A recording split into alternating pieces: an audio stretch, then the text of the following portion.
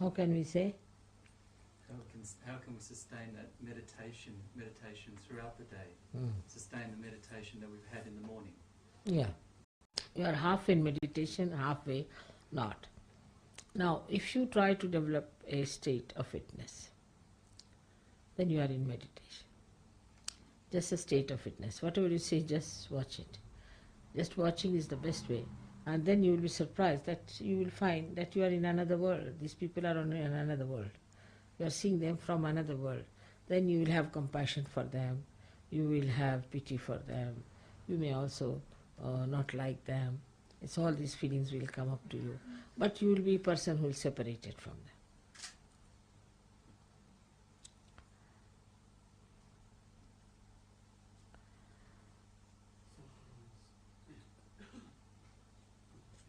Sometimes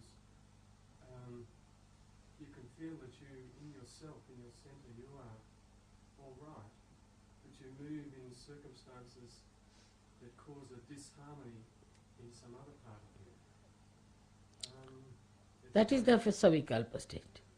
That is, you move, you see, though you are in that state of nirvichara, still you move to savikalpa state, where you again get vikalpa. But you are after all a realized soul. You see, so they have made three clear-cut things, that you can have savikalpa samadhi, you can have nirvichar samadhi, and you can have pure nirvikalpa samadhi. Now from even that state, you see, you can get to that. And that's what you have to cut out, is to, when you see such a situation where you get involved, then you say, this is not, and come out of it. It's a practice. A little practice can tell you. Like driving, by practice you master it in the same way. I know something is wrong, I know it is wrong, and I know that they are doing wrong, but I just keep quiet, and then they know what was wrong, what was right.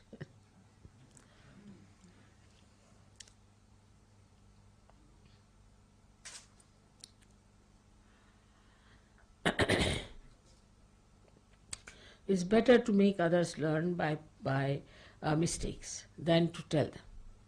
No one likes to be told. Then they learn themselves by mistakes. Yes, I've done this mistake, that mistakes, I've ruined my life, now come along.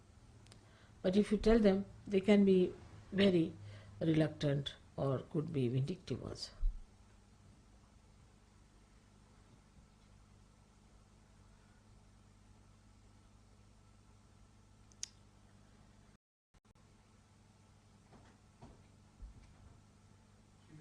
Could you tell us some more about the conscious mind?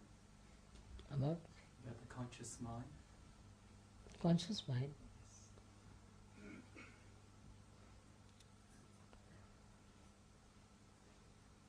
What do you want to know about conscious? See, conscious mind is the mind where you are awake and see things. But there is also unconscious mind behind it.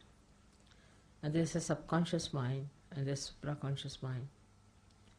And beyond the supraconscious, there is also collective supraconscious. And beyond the subconscious, there is collective subconscious. There is unconscious mind. The unconscious mind is, in a way we can say, is the Kundalini. Now, when she enters into your conscious mind, you become enlightened. The conscious mind is the mind that is aware of the surroundings, aware of everyone being there, aware of all the things. But an enlightened conscious mind, which is of a high level, is much more conscious of things than you are. For example, I am quite conscious of people who are catching on the heart. I am quite conscious of the people who are not yet there. I am quite conscious of the people who are perfectly there. I am quite conscious of the people who are nowhere near. But it's all right for me, because I, with my conscious mind, can raise them up. So it's a different situation with me. But with other people, could be that your conscious mind is all the time depending on your level of advancement, maybe worried about small things like I have to go home now and it's getting late and will I get a bus or not, could be like that. Then there could be another conscious mind which is thinking about how far I can meditate, how far I can go with it, all kinds of things. But there could be a conscious mind which is enlightened. If it is enlightened, it's just getting all the essence of what I'm saying and developing and nourishing itself. So when you are enlightened, the conscious mind is something like a tree into which the sap is now flowing. It may be that it is just like a leaf, or it may be it is like a flower, or maybe it is like a fruit. So it changes its forms once he gets realization. If a person gets realization, then the conscious mind goes on getting more and more light. Say for example, when the electricity comes, you can see this room, you can see another room, you can see another room, you can go around and see, and again you visit all the rooms, then you become aware of all the rooms, so you are conscious of all these. But in the beginning, you are just conscious of a room where you are standing, isn't it? So the conscious mind's definition cannot be given after realization. A person like me, say for example, has a conscious mind, that might envelop the whole world. Or a conscious mind of a person who is realized soul is still not anywhere, just started, then is only conscious as to where is right, where is left, where is this. So before the realization, the conscious mind sees things around. Out of that also there are categories. Some people see, say for artist can see something, and a scientist can see something, another poet will see something. So it depends on the conscious mind how it is, has got the trend. But still it won't see something that is subtle behind it. And that only is possible after you get your realization. All right? Mother, sometimes the ego masquerades as guru. How can we tell when that's going on in us? You see, when ego comes up, I don't know much about it, you see, because I haven't.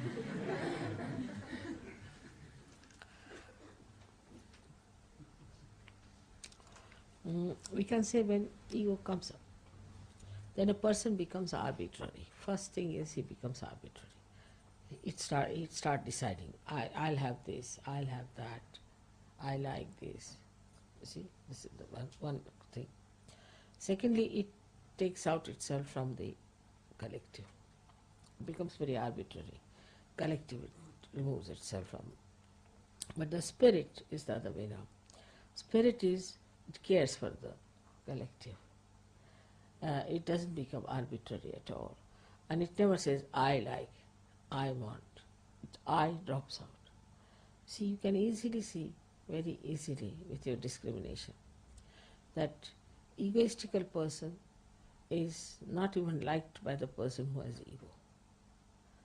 If he sees himself in the mirror, he says, oh God, what this wretched nonsense, what a temperament it is. It will not like itself. There was a lady who was a very hot-tempered woman. And once she came to my puja and I said, now what is this heater you have brought before me? In India, in the hot season, one heater put before you. I said, oh God, please remove her, she's like a heater. Nobody understood it, you see. But I said, please remove her. Then they asked her, you get down, mother can't bear you. Then she was very angry. What is this? What's wrong with me? What have I done? After some time, you see, people said that we have nothing. Then nobody would talk to her. She was left alone. And then she was also very unhappy about it because she was left alone. She thought, what's this? Is insulting. Why should they leave me? Then after some time, she realized that there must be something wrong with me. I must find out. There's something nonsensical about it, something filthy on me. I should throw it away. Then she started working it out and seeing herself and all that. And she became a very, very sweet person. But she dare not face me. I was quite afraid. So her daughter came to see me one day. I said, "How is your mother?" She said, "Mother, she's all right. You ask her to come and see me." So she said, "I never felt such joy as I felt that day when you called me." I said, "I knew you have improved so much." She came, I had taken a watch for her. She said, "Mother, you brought a watch for you?" I said, "Yes, I brought a watch for you." She said, "Thank God, that filth is gone. Thank God. Fed up of it." That's how when you develop, then that sweetness, the beauty, everything comes out. But you see, the ego is, if you play upon your ego, it adheres to you. You get identified with it and you cannot get rid of it. But I've seen one case which is such a beautiful case. And I was sitting in my room and I could feel with the child when she came in. And I asked her, "Where is your mother?" She was herself surprised. When she told her mother, she said, "I've never had such a joy. Such a joy I had that, oh, mother has recognized me." I said, "I always recognized you." So this is what it is. The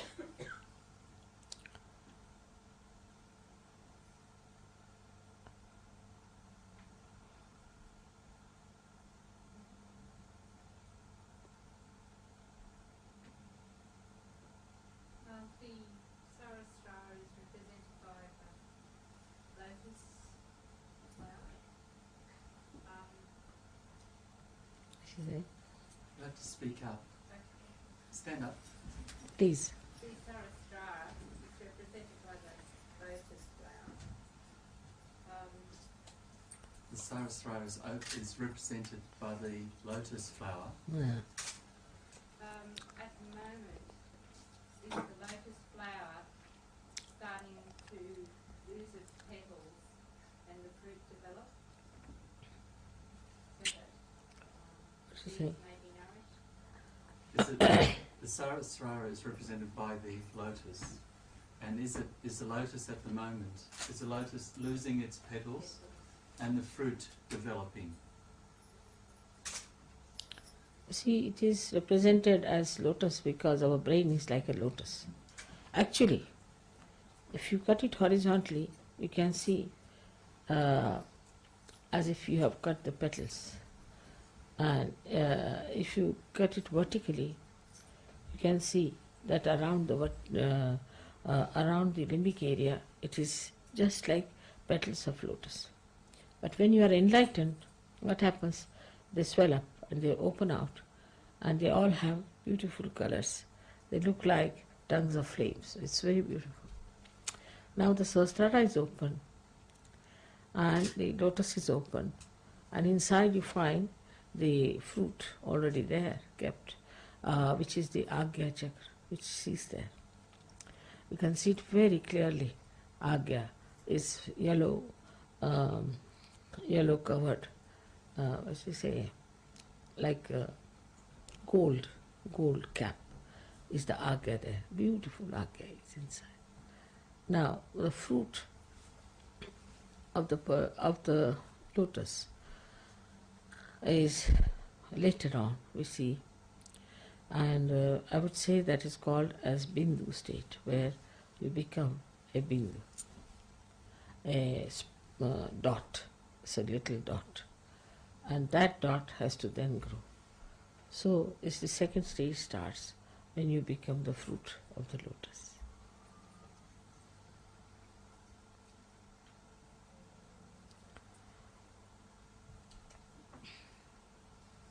Srinathar, could you say something about those higher chakras, about the Sahasrara? What chakra? I've heard people talk about the Bindu and the Adu Bindu and the higher chakras about that. You see, I don't think you should worry too much about these. There's 3 stages higher than Sahasrara.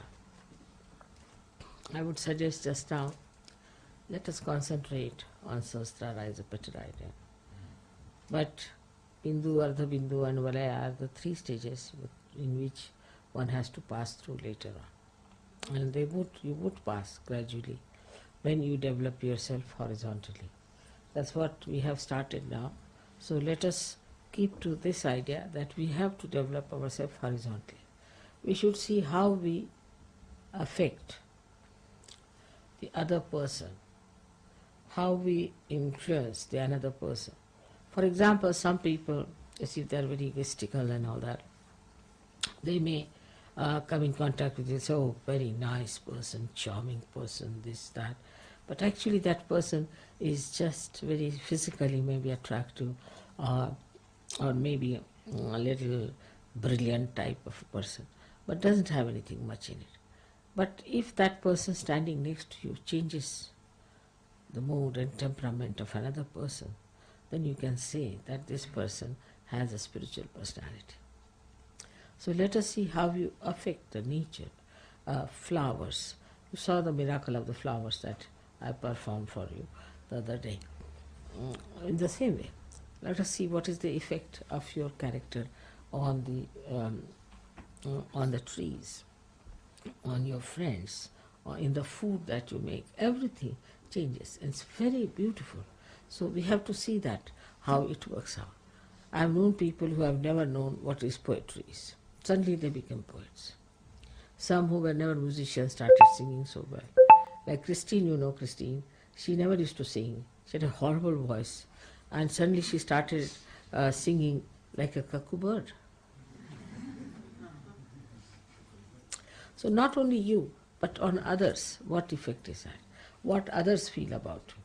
You see how you are kind, good, and sweet to others, not superficially, but your behavior should change another person, transform another person. Your presence should bring auspiciousness.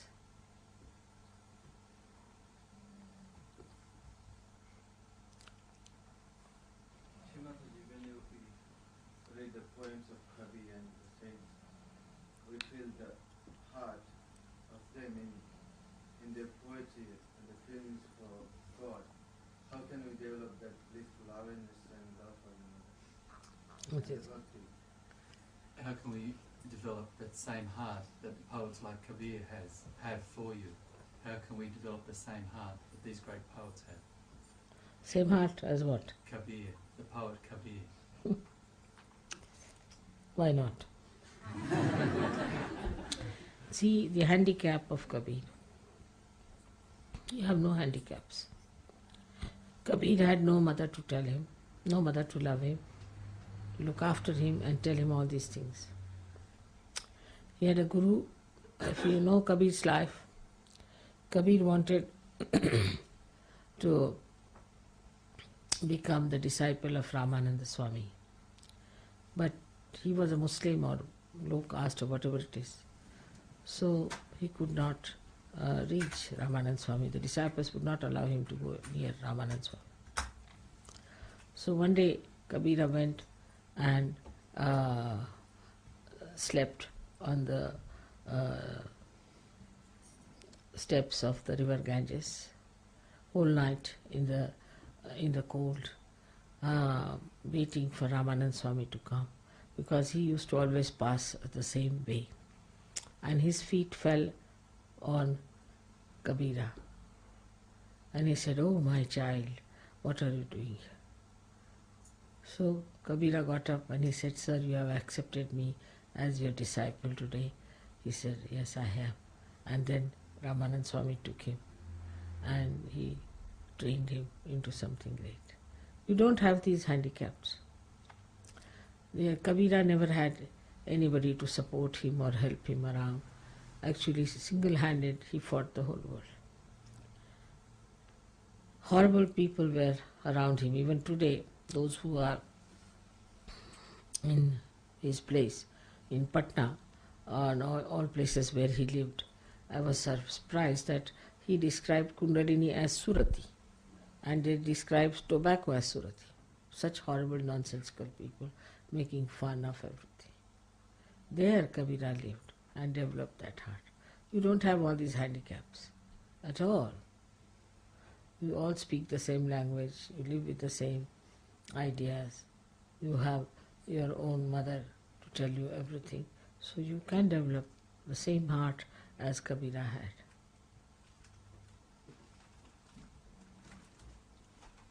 When I meditate, sometimes I can see beautiful, like a massive flower coming out of the head, or a beautiful sort of a goldy, almost like a vase. And I've been asking people, and I don't know. They don't know really the answer, and I don't know either. But I have not taken. No, that's the Kundalini that you see. It's like a telescope, you see, like a goldenish, yellowish, sort of like a heated iron. It's like a furnace. Yes, a furnace, like a furnace. That's the Kundalini you see. That's a good thing to see. But when you see, you are not there. So it's better is not to see that and be, yeah. But what you see is the Kundalini. It's good. I mean, seeing is very good, but go beyond it. Say, I don't want to see it now. I want to enter into it. Yes. Last night, for instance, I was sleeping with my little girl, and in her bed, she asked me to come, and we meditated, and it was enormous. And I suddenly woke up. In your dream you saw? I don't know whether it was a dream or whether I was still meditating, but... in dream if you see is very good, but otherwise in meditation you should not see it. In the dream if you see is very good. It's the Kundalini itself, it's like a furnace, it looks like a silent burning furnace. Sometimes like fireworks, it's yes. Quite beautiful. But you shouldn't see it anymore. Right. Try to avoid. Srimataji, could you just say something about pure attention, please? Pure? Pure attention, how we purify our attention, how we sort of look beyond the human form and the differences between each other. Could you Pure just say a little about attention. You see, your attention gets spoiled. That when you put attention, say I put attention onto this glass, then I start thinking about this glass, that oh, it's a beautiful glass. So now it's a very beautifully done one. Now somehow or other I should manage to steal it.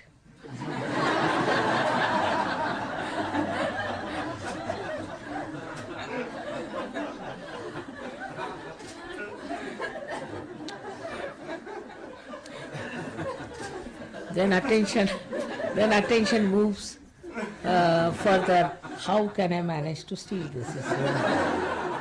What should I do? What is the best way of stealing it? And all those things. So the attention goes, you see, into problems and problems. Because I have got for this a greed.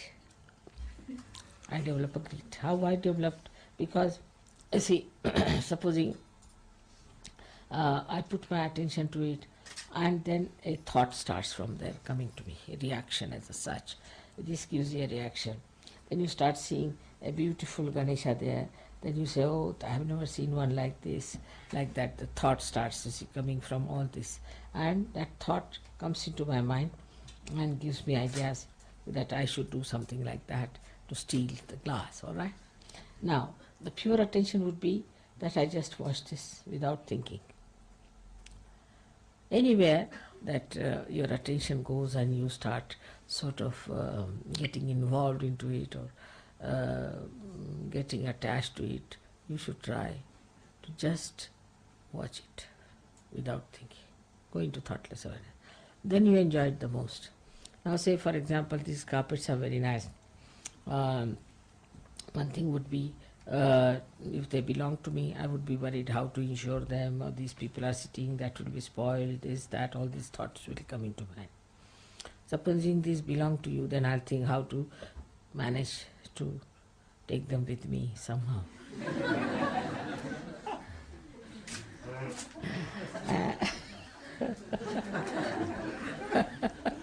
And how to suggest in a very clever way something that I can manage to take them away. Now, that is quite human, and one can do that way. But beyond that, all cleverness and cunning, best is to appreciate. How? By just looking at it without any thought. Artist has created it. He has put all his joy into it. I am just enjoying the joy, just looking at it. So, when you start enjoying the joy, your attention will become pure, very pure. Because the enjoyment of it makes you a very sort of dedicated person about it. Because you feel that what is in this world after all is to enjoy. Then if I have to enjoy everything, then why should I worry about getting it to myself or stealing it or doing all these tricks? Better is to enjoy. So the reward of it is so great that attention starts purifying itself. We tend to sort of react to things before we even know that we've reacted. It seems to be such a fast process that we look and we react in a second. It's just Yes, in the beginning it is, yeah. because we are coming from that, you see, style to the other style. But once you settle in this style, then you will just react in this manner, that you will just watch. But it otherwise also works out. I'll tell you a story. They had given me about 16 beautiful crowns. Of course, I couldn't wear them for this Krishna Puja in Switzerland. And all the English were bringing them, smuggling them into England. And all these boxes were kept. So when they reached the custom post asked them, what are all these? They said, all right, you can have a look. So they passed on one to them. So the first fellow looked at it and he passed to another one. Then another one given. Like that, 4 were passed on to them. They were all looking at it. And then they said, now what do you say? Nothing. They closed it and gave it to them. Then they looked back, these boys, what has happened to them, where they were just moving like this. And so many cars passed, but these people never looked at any cars. They were just so they had a bliss casualty.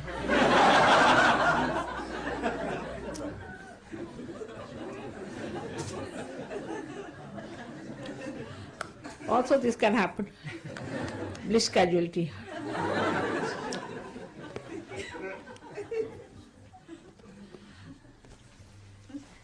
So better to see things which can cause bliss casualty. And once you get into that habit, then you don't take to other useless things. Then you like to see only things which can give you bliss. Your attention changes. Mother, please, what is the Omkara? I've heard the word. Omkara is the first sound. When the Shakti departed from Sadashiva, from the God Almighty, his power, his desire departed, it made the first sound. That's the first child, we say, of God. That's Omkara. Ma is the thing. And these are the 3 powers which are represented as Mahakali, Mahalakshmi, Mahasaraswati. And also all these are combined together to form Sri Ganesh.